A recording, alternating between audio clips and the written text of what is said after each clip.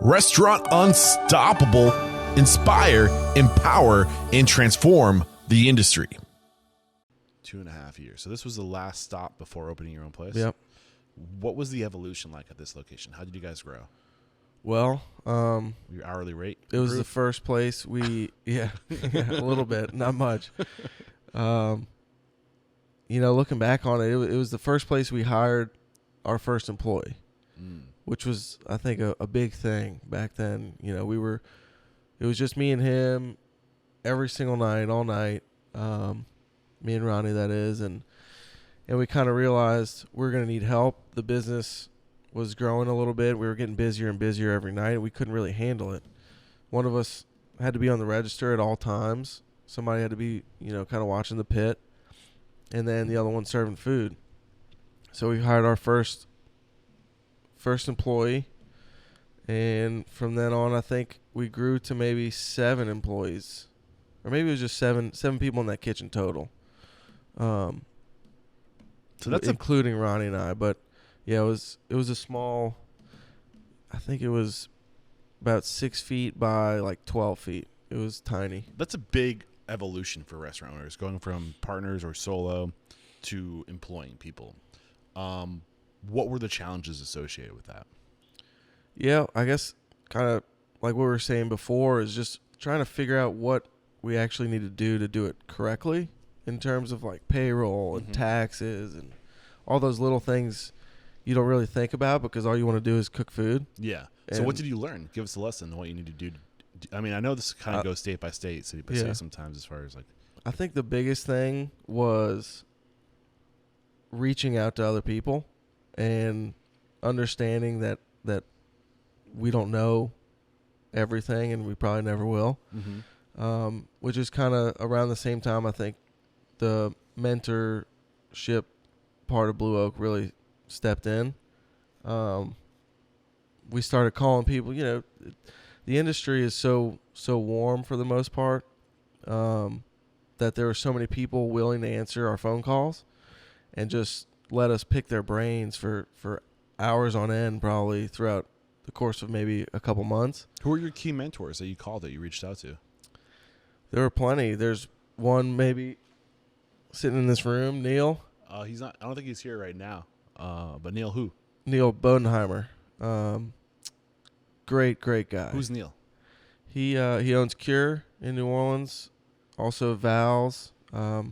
He's been around for I don't know. I think Cure's been here since maybe 2006. 6 ish. Yeah, I think. Hold on, I have notes because a little spoiler alert. Yeah, we're talking to Neil next. I think they opened in 2000. I think it was right after Katrina. 2009. 9, okay. Yep, 2009. So how did you know Neil? I think Ronnie had reached out, maybe social media. Wow. Yeah, it can I be was a powerful assuming they would have thing. been like a friend of a friend, but this is a testament to successful people. They help others. They and that's what makes them successful, is because what goes around comes around. Yeah. Yeah. I think one of the biggest things is being able to understand that other people know more than you. Yeah. And that your success can come by asking, like reaching out, Mm-hmm. What were the key things he taught you? I mean, you went there specifically to him to learn more about how to do things right. Yeah, I think that was probably the majority of our calls, and I think Ronnie spoke to him more often, was just like, hey, I got this situation, what should I do? Or we have to deal with these taxes, like, do you have a tax guy?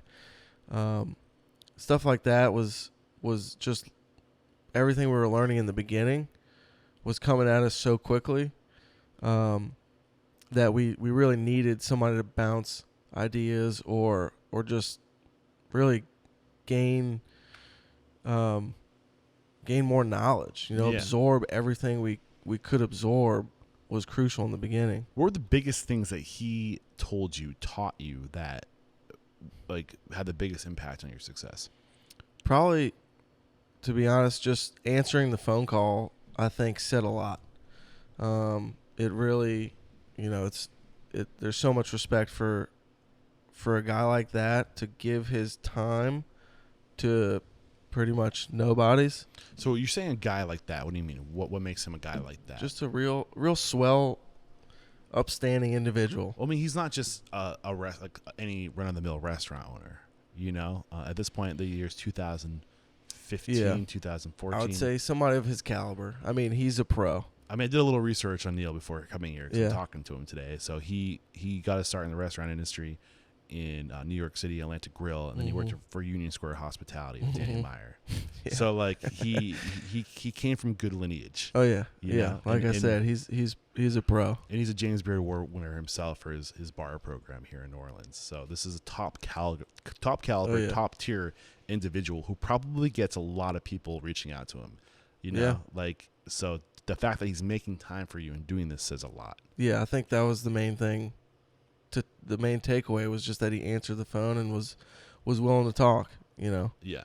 was huge, and I don't know about anything specific. You know, it was so long ago, but that pretty much said enough to us. Was how to. He taught you how to be. Yeah. He gave you those values. You know, Right. like what goes around comes around. You're going to remember that. You're going to pay that forward. Yeah. Absolutely. You're doing it right now. Yeah.